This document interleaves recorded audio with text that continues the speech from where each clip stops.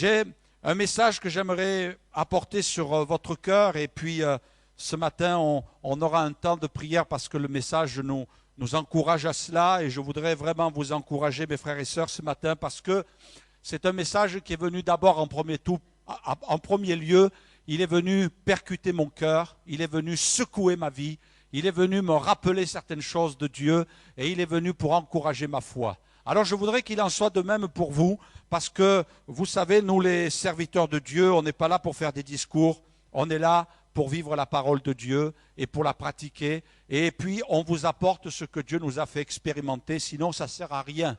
On serait des théologiens, on serait des théoriciens, mais ce matin on veut être des praticiens. C'est bien dit ça, hein? Waouh, ça vient tout juste de sortir là. C'était même pas écrit, c'est comme ça. Le cerveau ne marche pas trop mal ce matin, on va continuer. On va lire ensemble dans l'Épître aux Romains, ensemble l'histoire d'un homme qui s'appelle Abraham. Vous connaissez Abraham, c'est un encouragement, mais malgré tout, Abraham est arrivé à voir la promesse de Dieu dans sa vie. Et le titre de ce matin, c'est « Activons les promesses que Dieu nous a faites ». Activons. Hein, je pense qu'on est le siècle de l'informatique et on sait ce que ça veut dire d'activer. Activer un logiciel que nous avons rentré sur notre ordinateur. Hein, ça m'est souvent arrivé parce que moi je ne suis pas un grand expert et je bénis Dieu pour ceux qui m'entourent et qui sont des experts en informatique. Mais quelquefois j'ai rentré des logiciels, bon maintenant je commence un peu à avoir de pratique, rentrer des logiciels dans mon ordinateur et après je me dis mais comment ça se fait qu'il ne marche pas? Téléphoner au marchand en disant on m'avait vendu un logiciel qui ne marche pas. Alors il me répond est-ce que vous l'avez activé? Je sais, ça veut dire quoi? Alors avant, bon maintenant ça va, on a des procédés un petit peu particuliers et puis ça s'affiche sur notre écran, mais à une certaine époque il fallait que l'ordinateur reconnaisse le logiciel et même quelquefois on rentrait un organe dans l'ordinateur et il fallait que l'ordinateur reconnaisse le disque dur, reconnaisse ceci, reconnaisse cela. Et ce matin je crois que nous devons réaliser que Dieu nous a donné la foi. La Bible dit la foi, elle a été transmise aux saints une fois pour toutes.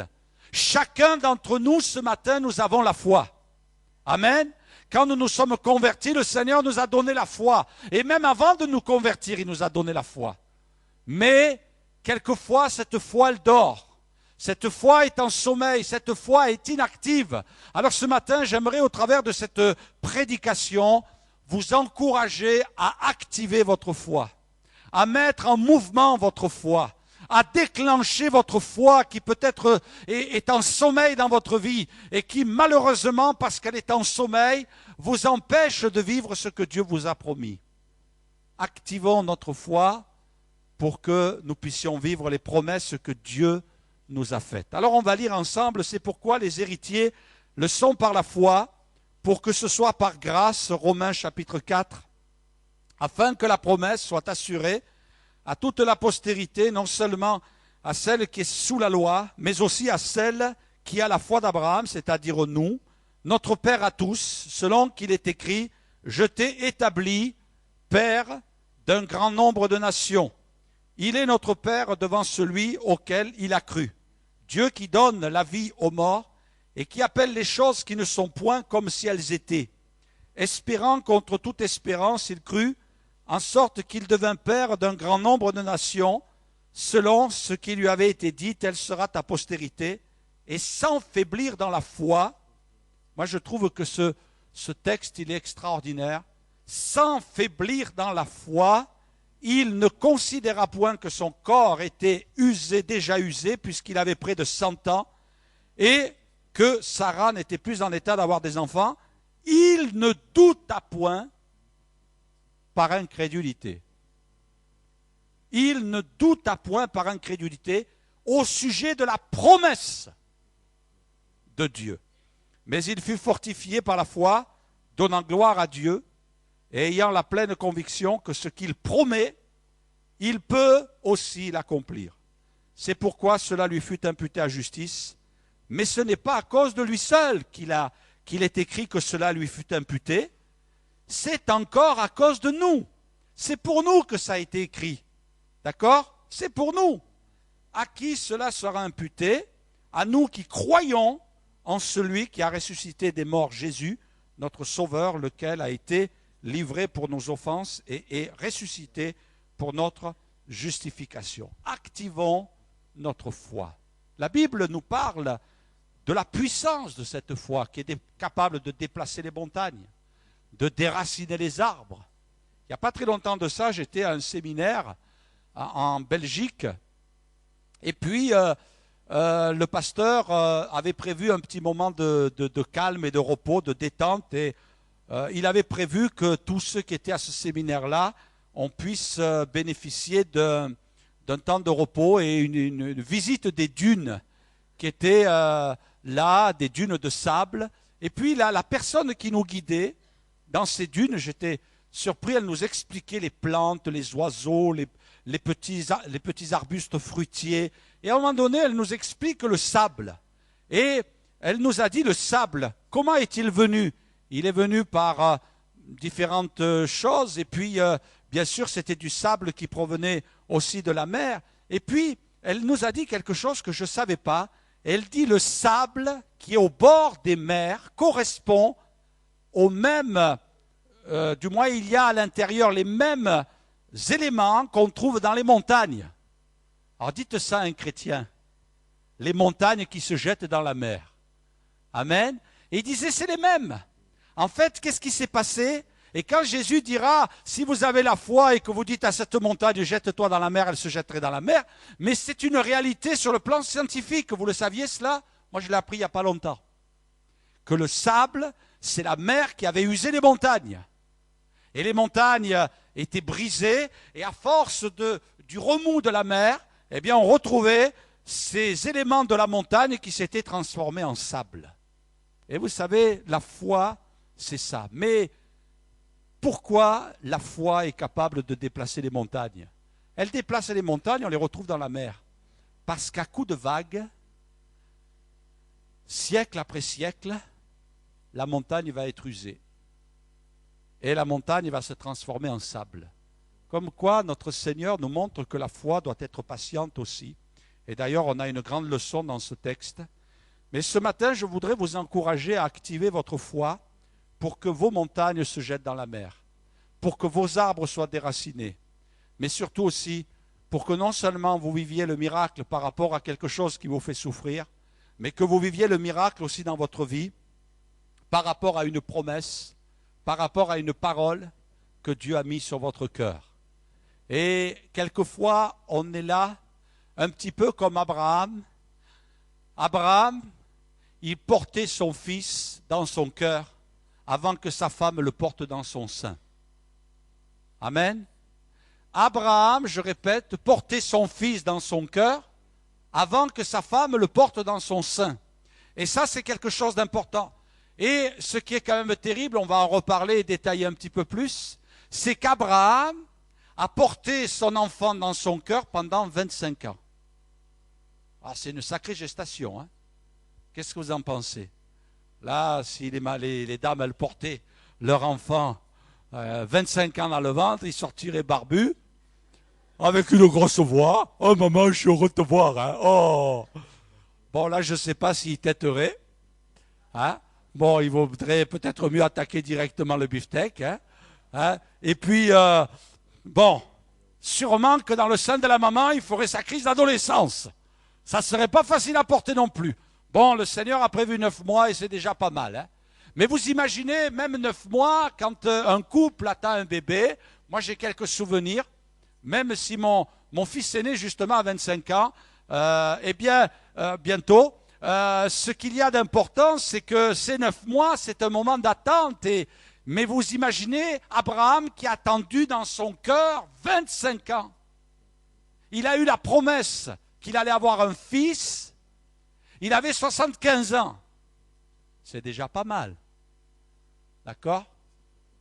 75 ans. Aïe, aïe, aïe, aïe, aïe. Vous imaginez 75 ans. Il a eu son fils à 100 ans. 25 ans d'attente. Mais, quand Dieu fait une promesse, Dieu s'engage. Dieu s'engage par écrit. Les paroles s'envolent, mais les écrits, formidable. Hein? C'était tellement beau que j'ai envie de vous le faire redire. Les paroles s'en vont, mais les écrits, waouh! Je peux le refaire une troisième fois. Les écrits restent. Mes frères et sœurs, Dieu nous a laissé des écrits parce que quelquefois, il y a des écrits qui disparaissent. Il y a des gens, malheureusement, qui ont connu un incendie, il y a des papiers qui ont été brûlés. On a voulu souvent brûler la Bible. On a voulu la détruire. Il y en a qui se sont employés, mais ils n'y sont jamais arrivés. Jamais. Parce que Dieu veille sur sa parole. Les écrits de Dieu restent plus que n'importe quel écrit. Et Dieu nous invite à plonger nos regards dans la parole de Dieu. Dans l'Épître aux Hébreux, il est écrit « Or les hommes jurent par celui qui est plus grand qu'eux. Et le serment est une garantie qui met fin à tous leurs différends. C'est pourquoi Dieu voulant montrer avec plus d'évidence aux héritiers de la promesse l'immuabilité de sa résolution, intervint par un serment afin que par deux choses immuables dans lesquelles il est impossible que Dieu mente, nous trouvions un puissant encouragement, nous dont le seul refuge a été de saisir l'espérance qui nous a été proposée. Dieu ne ment pas. Les promesses que Dieu nous a faites, elles sont oui et amen. Dieu ne ment pas. Dieu avait fait une promesse à Abraham, tu vas avoir un fils, Abraham. Et Dieu a donné un fils à Abraham. Amen. Parce que Dieu est fidèle. Quand Dieu dit quelque chose, il le fait. Moi, je suis impressionné aussi. Laissez-moi vous reprendre ces deux merveilleuses histoires. L'histoire de Pierre, qui est dans la barque, à qui le Seigneur dit « Jetez vos filets ». Il n'y en a qu'un qui répond, c'est Pierre. Et il va jeter le filet. Mais il dira « Seigneur, nous avons travaillé toute la nuit sans rien prendre. Mais sur ta parole, je jetterai le filet. » Sur ta parole. Parce que la parole de Dieu, elle est immuable. Elle est indéfectible. La parole de Dieu, elle est vraie. Et Pierre ne s'appuie pas sur sa logique, il s'appuie sur la parole. Amen. Souvent, nous faisons l'inverse. Nous, on s'appuie sur notre raisonnement. On s'appuie sur notre logique. On s'appuie sur ce qu'on voit. Mais Pierre va abandonner tout ça sur ta parole. Rappelez-vous, deuxième personne qui vient vers Jésus, le centenier romain, qui a son serviteur auquel il est très attaché, qui est malade, qui est en train de mourir. Et cet homme vient vers Jésus et il dira, « Seigneur, dis seulement un mot. » Normalement, il y a une diapo, voilà. « Dis seulement un mot et mon serviteur sera... » Alléluia. Un mot. Alors vous avez remarqué ici qu'il ne s'agit pas d'un écrit, mais qu'il s'agit d'une parole qu'il va prendre dans son cœur. Et puis, il parlera de l'autorité. Il parle de l'autorité en rapport avec l'autorité de Jésus dans ses paroles. Parce que quand Jésus dit un mot, ça s'accomplit. Et puis, Jésus va être admiratif. Il va être dans l'étonnement. Il va être surpris de voir cette foi merveilleuse. Et le Seigneur est toujours émerveillé quand il voit de la foi dans notre cœur. Amen. Amen. Toujours émerveillé quand il voit la foi dans notre cœur. Le deuxième point que je voudrais souligner, c'est garder le rêve que Dieu a mis dans notre cœur. Est-ce que Dieu a mis un rêve dans votre cœur? Est-ce que Dieu a mis des promesses dans votre cœur? Laissez-moi vous en citer quelques-unes et peut-être que certains vous allez vous y retrouver, mais peut-être que d'autres vous pourrez rajouter ce que Dieu a mis sur votre cœur. La première promesse que Dieu a faite, que je souligne du moins ce matin, c'est « Tu seras sauvé, toi et ta famille ». C'est une promesse que Dieu a faite à un homme. Tu seras sauvé, toi et ta famille. Il n'y a pas très longtemps de cela, j'ai été particulièrement bousculé dans ma foi et j'aimerais vous emporter le témoignage, même si ça peut sembler un petit peu surprenant. J'étais dans un temps de sommeil, et dans ce temps de sommeil, j'ai fait un rêve, qui pour moi est plus qu'un rêve. Et dans ce rêve, j'arrivais au ciel. Bon, je suis toujours vivant, soyez rassurés. J'arrivais au ciel, mais j'aimerais vous dire une chose, mes frères et sœurs, depuis que je suis converti, je n'ai jamais rêvé ça. Jamais rêvé ce genre de choses. jamais rêvé que j'arrivais au ciel. Mais c'était magnifique, un ciel bleu, c'était l'étendue céleste, mais un ciel bleu devant, sur les côtés, derrière. J'arrivais au ciel. Et ce qui m'a particulièrement ému, c'est qu'en arrivant au ciel, il y avait 2 personnes qui m'ont accueilli. C'était mon père et ma mère, dans la chair, qui se sont convertis par mon témoignage, par mes prières, qui se sont donnés à Dieu, qui se sont fait baptiser, mais tous les 2 sont décédés. Et puis, vous savez, vous avez des rêves, vraiment, vous n'avez pas envie de vous réveiller, tellement vous êtes bien. Mais j'étais bien dans ce rêve, parce que je revoyais mes parents. Je pense souvent à eux, on n'oublie jamais ses parents, surtout s'ils ont fait tout leur possible pour nous aimer, pour nous entourer, pour être proches de nous, malgré leurs défauts. Et puis, ils me prenaient tous les 2 dans les bras. Mais alors j'étais profondément ému aux larmes. Mais alors que je prenais mon père et ma mère dans les bras et que je ressentais une tendresse, une affection, je voyais ma mère qui essayait de regarder un petit peu derrière. Et puis je ne comprenais pas. Et d'un coup j'ai entendu sa voix qui me disait « Et les autres, ils sont où? Tu es tout seul de la famille ?» Ce n'était pas un reproche, mais c'était une remarque pleine de tristesse. Et je me suis réveillé. Et depuis, quelque part, il y a comme un travail dans mon cœur qui me dit, et les autres, ils sont où? Tes frères et sœurs dans la chair, ceux qui t'entourent dans la famille, ceux qui font partie de ta famille dans la chair, ils sont où? Et mes frères et sœurs, il y a comme un sentiment qui m'a envahi, qui ne m'avait jamais envahi jusqu'à ce jour, parce que j'étais dans le ciel. Je réalisais que pour eux, c'était fini maintenant, qu'il n'y avait plus de possibilités.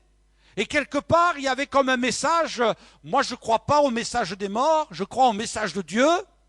C'est un message du Saint-Esprit qui me disait, ta famille, tes frères et sœurs. Et mes frères et sœurs, dans quelques semaines, nous allons nous retrouver en famille pour les fêtes de Noël. Et puis, il y a, c'est vrai, cette parole qui nous bouscule à l'intérieur, mais ils sont où quand tu vas arriver au ciel? Ça sera trop tard.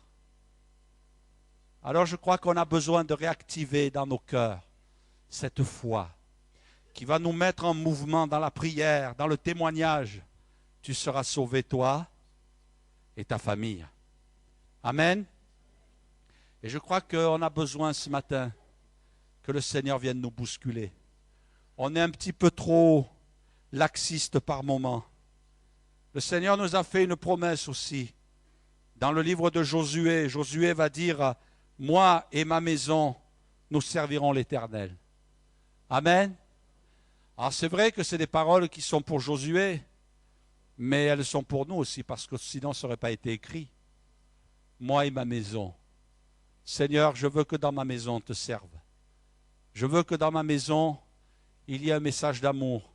Je veux que dans ma maison, il n'y ait pas n'importe quoi qui rentre. Je ne veux pas laisser, Seigneur, Internet faire rentrer n'importe quoi dans ma maison. Je ne veux pas laisser la télévision faire rentrer n'importe quoi dans ma maison. Je ne veux pas laisser la musique faire rentrer n'importe quoi dans la maison. Je ne veux pas que dans ma maison on fasse n'importe quoi. Moi et ma maison. Ma maison, c'est vrai que ce n'est pas la maison physique, mais c'est la maison spirituelle. Je veux que dans ma maison, ce soit spirituel, Seigneur. Alors peut-être que j'ai besoin de réactiver, peut-être qu'il y a des choses qui rentrent dans votre maison, et peut-être même plus que dans votre maison, dans votre cœur ou dans le cœur de vos enfants. Promesse de Dieu. Le Seigneur aussi nous encourage à être remplis du Saint-Esprit, car Jean a baptisé d'eau, mais vous, dans peu de jours, vous serez baptisés du Saint-Esprit. Amen. Est-ce que c'est une promesse pour vous ce matin? Elle est pour nous et pour tous ceux qui sont au loin en aussi grand nombre que le Seigneur les appellera, nous dit l'Écriture. Le Saint-Esprit, la Pentecôte, le parler en langue. Alléluia, gloire à Dieu. Je bénis Dieu pour le Saint-Esprit. Amen. Quand le Saint-Esprit vient nous visiter, quand le Saint-Esprit vient nous parler, quand le Saint-Esprit vient nous reprendre, Seigneur, j'ai besoin de réactiver par la foi. Parce que c'est par la foi aussi que j'entre dans la vie de l'Esprit. Ce n'est pas par mérite. Ce n'est pas parce que je suis quelqu'un de bien. Si tous ceux qui étaient bien étaient baptisés du Saint-Esprit, eh bien, il n'y en aurait pas beaucoup. Hein? Parce que bien aux yeux de Dieu, ça veut dire parfait. Ben, il n'y en aurait pas du tout même. Même pas les anges, ils auraient eu droit. Ils seraient baptisés du Saint-Esprit. Crois à la promesse, elle est pour toi. Ouais, mais pasteur, je bataille avec ça. Ben continue. Crois. Crois. Crois. Dans le séminaire de jeûne et prière que nous avons eu, il y a eu une soirée qui a été consacrée à, parmi tant d'autres bien sûr, mais une a été consacrée à la réception du baptême du Saint-Esprit. Et puis j'ai dit au pasteur aussi, on va prier pour ceux qui veulent recevoir les dons spirituels, ceux qui veulent un appel au ministère, ceux qui veulent servir. Et puis on a vu des gens saisis par le Saint-Esprit. Saisis par le Saint-Esprit. Baptisés dans le Saint-Esprit. Il y avait une petite sœur qui était là et qui est venue à un moment donné. On a été obligé de la faire asseoir tellement elle ne tenait plus debout. Tellement elle a été saisie puissamment par le Saint-Esprit. Elle tremblait de la tête aux pieds. On a été obligé de la faire asseoir. Parce qu'on a dit elle va tomber par terre, elle va s'ouvrir la tête. Alors on l'a fait asseoir. Il y avait une jeune fille aussi qui est venue et qui attendait le baptême du Saint-Esprit. Le pasteur qui organisait disait, tiens, viens toi, je ne me rappelle plus son prénom, on va prier. Et elle est venue. Elle a été obligée elle aussi de s'asseoir. La puissance de Dieu est tombée sur elle. Alléluia. C'est encore aujourd'hui le jour de la Pentecôte. Amen. Nous, on est capable de fêter la Pentecôte en plein mois de novembre. Alléluia. Notre Dieu est puissant. L'Esprit de Dieu descend. Les dons spirituels, une richesse d'en haut. C'est une promesse. Active-la par la foi. Active-la. Laisse pas dormir ta foi. Dieu te dit, tu n'y arrives pas. Pourquoi? Parce que peut-être il faut faire un acte de foi. Un acte de foi. Et recevoir ce que Dieu t'a promis. Moi, je suis émerveillé aussi quand Paul écrit à Timothée, le jeune serviteur de Dieu, ne néglige pas le don qui est en toi. Le don, il est en toi, le don. Et qui t'a été donné par prophétie, avec l'imposition des mains de l'Assemblée des anciens. Ne néglige pas le don, il est en toi, c'est à l'intérieur. Mes frères et sœurs, Dieu t'a appelé à quelque chose pour sa gloire. Il y a des frères et sœurs, et je suis émerveillé par ces frères et sœurs qui travaillent dans l'Église et qui ont reçu un appel pour quelque chose de précis, pour un travail précis. Et le Seigneur dit, le don, il est en toi. Le don, il est en toi. Amen. Et ne le néglige pas. Ça voulait dire quoi? Tu le laisses dormir, Timothée. Alors pourquoi il le laissait dormir, Timothée, à votre avis? Quand vous lisez les épîtres de Timothée, vous apercevez que Timothée, il était timide, et même une timidité qui frôlait la lâcheté. Parce que quand il est dit, ce n'est pas un esprit de timidité, on pourrait traduire, ce n'est pas un esprit de lâcheté que Dieu t'a donné. Timothée, vous savez ce qu'il faisait? Quand il arrivait devant un problème, il partait. C'était ça, Timothée. Bon, c'est vrai qu'il était dans une église qui était pénible. Il n'avait pas le privilège d'être dans une église comme Limoges. Parce que dans une église comme Limoges, c'est bien. Mais là, il était dans une église pénible. Et dans cette église pénible, il n'y avait que des problèmes. Et quand il était devant un problème, il faisait coucou et il repartait. C'était ça, Timothée. Et à tel point que la peur, la timidité, la lâcheté paralysait tout ce que Dieu lui avait donné. Peut-être, toi, c'est autre chose. Peut-être tu as peur d'échouer, tu as peur de perdre, tu as peur que ça ne marche pas, tu as peur de ne pas avoir de résultat, tu as peur du qu'en dira-t-on, tu as peur d'un tas de choses. Alors, tu es là, tu as un don, Dieu t'a donné un don, mais tu as peur. Moi, je sais que la première fois que j'ai exercé un don spirituel, j'en ai pas dormi de la nuit qui a suivi. Et je vous le dis devant Dieu, mes frères et sœurs. J'en ai pas dormi de la nuit, ça me réveillait. Parce qu'il y a eu quelque chose qui s'est passé, il y a eu un parler en langue, et j'ai apporté l'interprétation. J'étais tout jeune, j'avais à cœur d'aller plus loin avec le Seigneur, et puis j'ai commencé à parler, à interpréter, j'avais une pensée, je l'ai développée, Mais quand j'ai commencé à la développer et que j'ai entendu ma voix et que tout le monde faisait silence pour m'écouter, j'ai perdu les pédales. J'ai perdu les pédales. Je savais plus ce que je disais. Je savais plus ce que je racontais. Et non seulement je savais plus ce que je disais, que je racontais, mais je racontais n'importe quoi. Et je le disais mal. Et vous savez ce qui s'est passé à la fin de la réunion? Je disais bonjour mon frère, bonjour ma soeur, et je suis vite rentré à la maison. J'avais tellement honte. J'avais une honte. J'oublierai jamais cette expérience. Il y en a certaines, je les oublie, je les ai oubliées, mais celle-là, je ne l'ai jamais oubliée. Et puis quand je suis allé me coucher le soir, j'avais du mal à m'endormir. Et quand je m'endormais, je me réveillais. J'entendais mes paroles. Et surtout celles où j'avais dit n'importe quoi, bien sûr. Quelle honte. J'avais honte. Mais j'aimerais vous dire une chose, mes frères et sœurs. C'est pas parce que j'ai eu honte, c'est pas parce que je m'en suis mal tiré, que j'ai perdu les pédales, j'ai plus su maîtriser la situation, que j'ai arrêté. J'ai continué. Je ne vous dis pas la première fois que j'ai prêché. Mon pasteur, et c'était comme ça qu'il faisait à cette époque-là, quand il savait qu'on avait un appel sur notre vie, il disait, tu prêches 10 minutes, petite réunion de semaine, 10 minutes. Et puis moi, je vais prêcher derrière, sous-entendu, je vais rectifier tout ce que tu as dit. Et puis, moi, j'étais fougueux.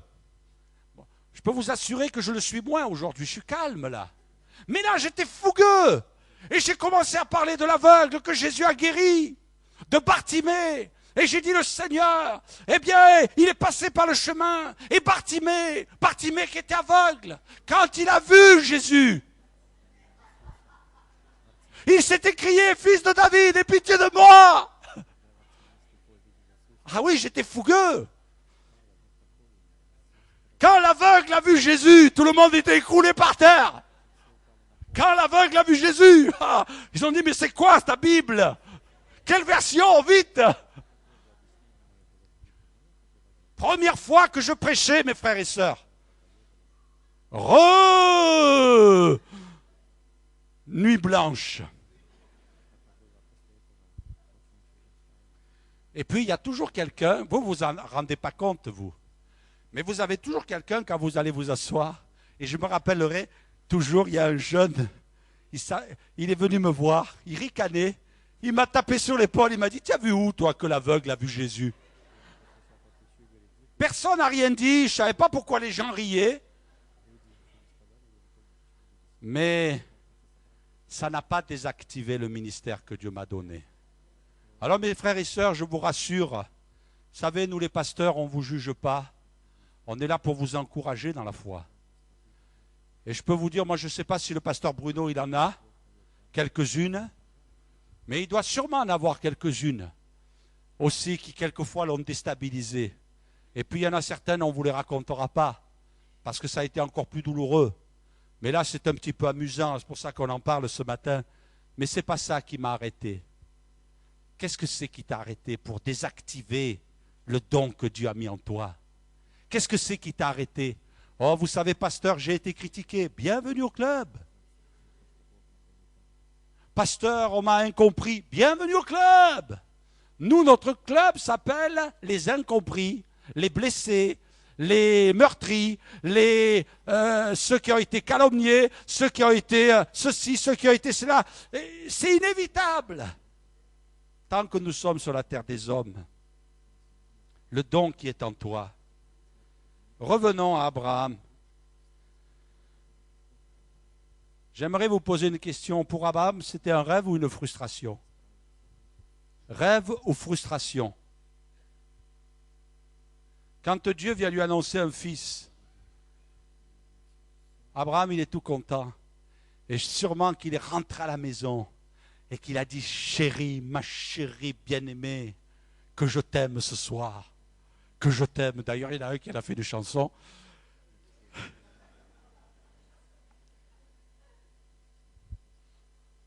Dieu m'a parlé. Qu'est-ce qu'il t'a dit, Abraham? Qu'on allait avoir un fils. Moi, j'imagine Sarah. Elle a dû commencer à courir et à lui sauter dans les bras. Il s'est affalé au sol. Sa femme l'a embrassé. tellement elle a dû être heureuse. Allez annoncer à un couple qui va avoir des enfants, alors qu'il ne peut pas en avoir. Moi, je vous donne un conseil. Avant d'aller le voir et de lui annoncer qu'il va avoir un enfant, ayez des confirmations. Parce qu'ils vont vous étriper s'ils n'ont pas d'enfant. Non, mais je suis sérieux là. Moi, j'ai connu un couple d'amis à qui quelqu'un a annoncé qu'ils allaient avoir un enfant et qui n'ont jamais eu d'enfant. Mais moi, j'ai été un petit peu entre les deux. Au moment où on leur a annoncé qu'ils allaient avoir un enfant, et ce moment où le temps a passé, ben, je peux vous assurer que vous les ramassez à la cuillère, les gens. D'accord? Est-ce qu'il y en a qui comprennent ce matin ce que je veux dire? Est-ce que vous croyez que Dieu vient nous annoncer des choses pour générer des frustrations? Et puis à un moment donné, je dirais au moment où on approche de la fin, ou du moins du moment où Dieu va lui donner un enfant, quand Dieu lui a annoncé, la Bible nous dit qu'Abraham il s'est mis à rire en lui-même.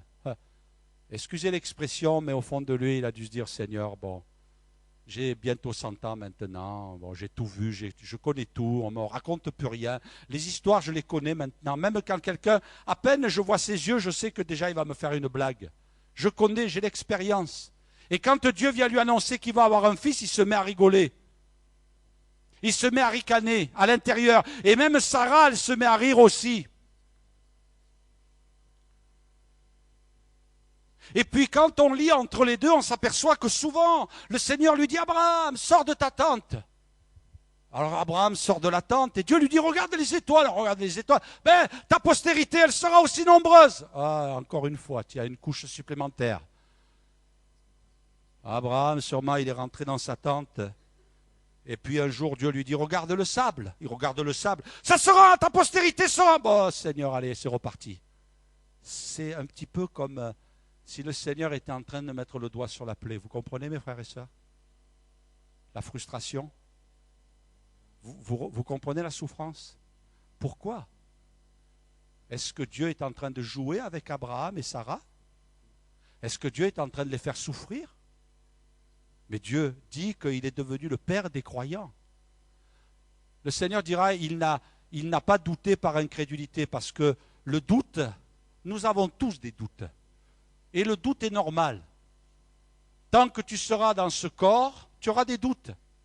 Et c'est normal, tout le monde a des doutes, même celui qui a la plus grande foi. D'ailleurs, même Abraham est le symbole de la foi, il a eu des doutes. Mais la Bible dit qu'il n'a pas eu des doutes par incrédulité. Ça veut dire quoi? Ça veut dire que l'incrédulité, c'est dire je ne veux pas croire. Je ne désire pas croire. C'est ça l'incrédulité. Il y a des gens, ils ne veulent pas croire parce qu'ils veulent vivre dans leur péché. Ils ne veulent pas croire parce que ça leur convient bien ce qu'ils sont en train de vivre. Alors, ça c'est de l'incrédulité et Dieu ne peut rien faire avec ces gens-là. Mais Dieu fait avec ceux qui ont des doutes. Ton doute n'empêchera jamais Dieu et ne t'empêchera jamais d'entrer dans le plan de Dieu. Il faut que tu le comprennes, ça, une fois pour toutes. Si Dieu nous avait bénis chaque fois qu'on avait été en pleine foi, moi j'aimerais vous dire une chose, on n'aurait jamais été bénis. Vous croyez qu'on ne doute pas? Tout le monde doute. Nous avons tous des doutes. Mais Abraham, il a lutté avec ses doutes et Dieu l'a béni. Dieu l'a béni. Rêve ou frustration? Abraham s'est mis à rire et puis de dire à Seigneur, ne me trompe pas. Pourquoi? 25 ans. 25 ans d'attente. J'aimerais vous dire, mes frères et sœurs, c'est que notre foi, elle passe toujours par l'épreuve aussi. Quand Dieu décide de nous bénir, quand Dieu décide de nous donner quelque chose, il y a toujours un moment d'épreuve, toujours. On dit souvent qu'avant la bénédiction, il y a la tempête. Dans notre foi, il faut l'accepter. Et je crois que c'est la leçon que Dieu nous donne. 25 ans d'attente. 25 ans. Mais c'est l'épreuve de la foi. C'est l'épreuve de la foi, mais le Seigneur nous dit que c'est normal, que c'est quelque chose qui le glorifie. Il permet qu'on soit éprouvé. Mes frères et sœurs, j'aimerais vous dire quelque chose. Croire dans le Seigneur, ce n'est pas facile. Il y a des combats. Pourquoi le Seigneur viendrait nous faire miroiter dans sa parole des bénédictions? Oh, je suis l'Éternel qui te guérit. Seigneur, tu m'as promis la guérison. J'ai des preuves, j'ai des confirmations. Pourquoi je ne suis pas guéri? Parce que je t'éprouve, j'éprouve ta foi. Pourquoi tu éprouves ma foi? Pour que la gloire me revienne, pourrait nous répondre le Seigneur. Pour que la gloire me revienne. J'éprouve ta foi pour que la gloire me revienne. J'ai bien aimé, j'ai lu un article de Rick Warren qui disait, si jamais vous vous trouvez dans la salle d'attente de Dieu, je ne sais pas s'il y en a ce matin, vous êtes dans une salle d'attente, rongeant votre frein en attendant pour une réponse, un changement, une percée, un miracle. Vous devez vous arrêter, vous rappeler quelque chose. Dieu sait ce qui est le mieux pour vous. En plus de cela, il n'est jamais en retard. Amen. Jamais pressé. Jamais. Et il est toujours à l'heure exacte. Quand il y a un délai dans votre vie, la meilleure chose que vous pouvez faire est simplement de lui faire confiance pour faire ce qui est le mieux. Ce verset de Habacuc 2:3, car c'est une prophétie dont le temps est déjà fixé, elle marche à son terme et elle ne mentira pas. Si elle tarde, attends-la, car elle s'accomplira certainement. Amen. La promesse de Dieu. Seigneur, c'est long à venir. Moi, j'aimerais vous dire, mes frères et sœurs, il y a des promesses que Dieu a accomplies dans ma vie. Mais il y a des promesses que je suis en attente de recevoir. Afin du moins de voir mettre en œuvre. Et ça me fait souffrir. Ça me frustre. Parce que c'est comme quand vous dites à un enfant, viens dans le congélateur, regardez la belle glace. Regarde la photo de la glace, dégoulinante, succulente, et vous lui fermez le frigo. C'est dur, hein? Et vous lui dites, c'est pour dans une semaine, pour ton anniversaire. Le gamin, il risque de vous racketter le congélateur pendant une nuit. Faites attention, mais il va attendre le moment. Mais quelque part, il y a comme si Dieu nous disait, regarde ce que je vais te donner. Il ferme la porte et il dit, maintenant tu l'attends. Mais Seigneur, c'est long d'attendre. Abraham a attendu 25 ans. Ça ne veut pas dire que nous allons attendre 25 ans. Vous savez combien ça représente 25 ans pour Dieu? On va vous afficher les calculs. 25 ans pour Abraham, c'est 36 minutes pour Dieu. Eh oui, parce que pour Dieu, 1000 ans, c'est comme un jour. Et quand Dieu nous dit, hé mon gars, attends une minute, ça veut dire 1 an et demi d'attente. Une minute. Oui, c'est vérifié par le plus grand mathématicien que nous ayons parmi nous. Une minute. Une minute, ça équivaut à 1 an et demi d'attente. Si Dieu te dit, hey, je vais te bénir, mais attends une minute, ben, prépare-toi 1 an et demi.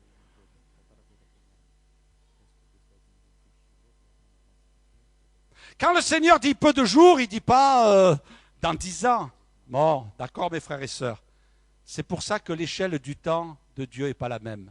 Et puis Dieu attend qu'on soit prêt. Regardez ce qui est écrit. Un héritage dans les livres des Proverbes, un héritage promptement acquis dès l'origine ne sera pas béni quand viendra la fin. Et dans la version Nouvelle Bible Second, il est écrit un patrimoine trop vite acquis, dès le début, ne sera pas béni par la suite, parce que Dieu veut nous bénir. Dieu veut te bénir. Et il ne veut pas que la bénédiction, elle te fasse perdre la tête. On a tous été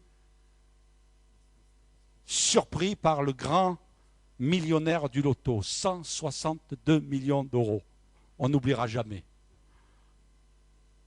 Mais vous savez que pour la plupart de ces gens qui se trouvent avec une telle somme, ils perdent la tête, leur foyer part en l'air et ils sombrent dans la dépression. Dieu veut jamais que sa bénédiction produise ça dans notre vie. Il y a des gens qui n'ont pas pu supporter la bénédiction de Dieu, ça les a emportés dans l'orgueil. Ça les a emportés parce que moi, je. Dieu montre sa gloire. Et quelquefois, il nous dit, fais-moi confiance. Et attends. Mes frères et sœurs, je ne vais pas vous dire ce matin, ça y est, le pasteur Aguedu a trouvé le moyen pour que vous évitiez l'attente. Ce matin, attention, préparez-vous à faire un petit tour de passe-passe. Et puisque Dieu vous a promis, paf, ça va vous tomber dessus. Il y a que... Non. Mais je vais vous dire une chose ce matin. Je crois que Dieu peut vous encourager comme il a encouragé Abraham. Je t'ai dit que tu vas avoir un fils et tu vas avoir un fils. C'est ma parole. Dieu t'a dit quelque chose il y a peut-être des mois, des années. Dieu tient parole. J'étais impressionné quand j'ai écouté un témoignage. Je vais inviter les musiciens à nous faire une musique douce, s'il vous plaît, à monter sur l'estrade, vous êtes gentils. La femme du pasteur Jim Cymbala, qui dirige une des plus grandes chorales, 300 choristes. 300 choristes. Elle avait 9 ans. Et elle était en train de faire un lit dans la maison. Laissez-moi poser le micro. Elle était en train de faire le lit dans sa maison. Et d'un coup, elle a fait ce geste, avec des draps dans les mains. C'est ce que vous faites, mesdames. Je sais que je le fais mal parce que je ne fais pas souvent le lit. J'ai des gros problèmes avec les draps des lits. Je pourrais demander à ma femme. Mais elle a fait ce geste. Et à un instant, elle a eu à 9 ans une vision. Elle s'est vue en train de diriger une chorale.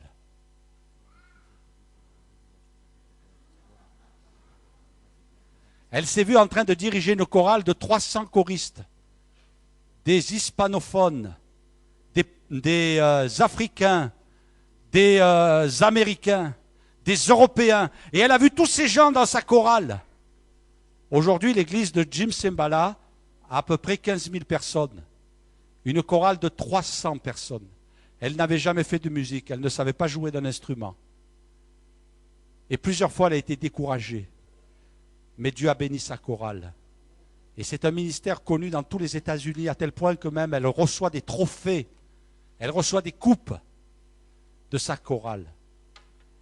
Peut-être que toi, mon frère, ma sœur, tu as eu une vision, tu as eu une parole de Dieu, tu as eu une prophétie comme Timothée. Peut-être que Dieu t'a dit, voilà ce que je vais faire dans ta vie. Et tu as fait tomber en oubli. Et tu as dit, Seigneur, c'est pas possible, tu t'es trompé.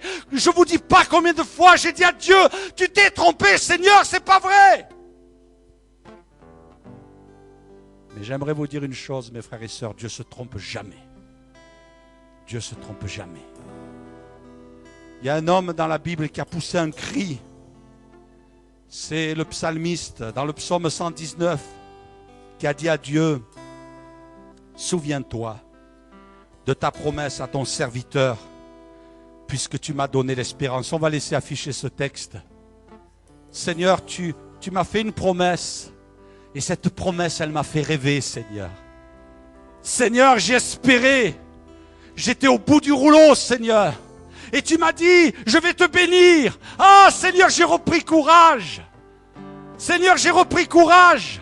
Il y a eu de l'espérance dans mon cœur. Mais Seigneur, la promesse, elle n'arrive pas encore. Je ne la vois pas. Alors Seigneur, souviens-toi de ta promesse. Parce que quand tu me l'as faite, Seigneur, il y a eu un rêve dans mon cœur. Oh Seigneur, il y a eu de l'espérance, il y a eu du zèle. Oh Seigneur, mes yeux se sont mis à briller quand tu m'as donné une promesse. Et je sais qu'il y a des gens qui ont reçu des promesses de Dieu. Ils étaient enfants, d'autres, c'était au moment où ils se convertissaient. Et tu as dit, oh Dieu m'a dit qu'il ferait ceci, Dieu m'a dit qu'il ferait cela. Et puis il y a les promesses dans la parole. Seigneur, ces promesses-là, je les cherche dans ma vie. Je les cherche dans ma vie, Seigneur. Et Dieu dit, j'ai pas oublié les promesses. Abraham a attendu 25 ans. Oh, c'est pas ce que je veux pour toi. Et peut-être je te dis, attends encore un peu. Et je veux raviver cette promesse. Je veux que tu te rappelles la promesse que Dieu t'a faite.